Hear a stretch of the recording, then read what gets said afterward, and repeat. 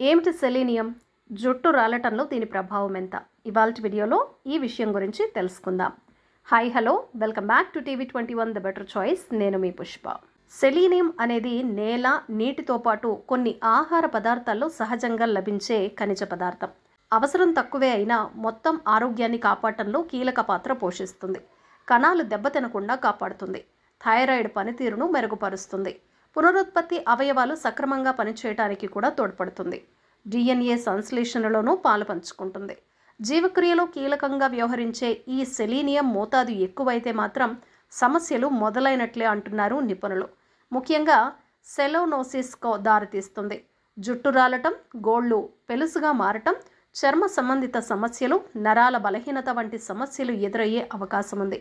వెంట్రుకల కుదుళ్లను సెలీనియం బలహీనపరచడంతో జుట్టు రాలటం మొదలవుతుంది.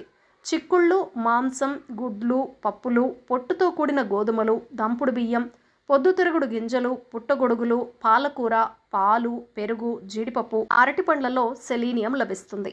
బుల్డానా గ్రామాల ప్రజల జుట్టు రాలిపోతున్న ఘటనపై నెల రోజుల పాటు పరిశోధనలు చేశారు మహారాష్ట్రకు చెందిన డాక్టర్ హిమ్మాత్రావ్ భావాస్కర్, పద్మశ్రీ అవార్డు గ్రహీత.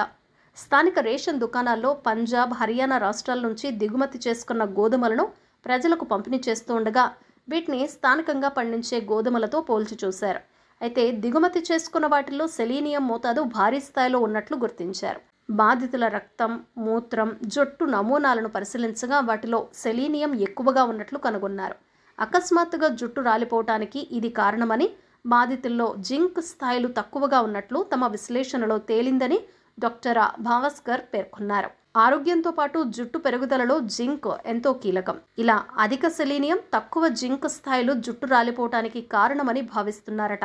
చూశారు కదా, సెలీనియం అధికంగా తీసుకున్నా కూడా జుట్టు రాలే సమస్య పలు ఇతర సమస్యలకు కారణమవుతోంది. అలాగే జింక్ తగ్గిపోతే కూడా జుట్టు రాలే సమస్య తలెత్తుతుంది. ఇవాల్టి వీడియోలో సెలీనియం గురించి చాలా ఆసక్తికర విషయాలు తెలుసుకున్నాం కదా. మరొక చక్కటి వీడియోలో మళ్ళీ కలుద్దాం. లైక్ చేయండి, షేర్ చేయండి, కామెంట్ చేయండి, సబ్స్క్రైబ్ చేయటం అస్సలు మర్చిపోరు కదా. TV21 the better choice.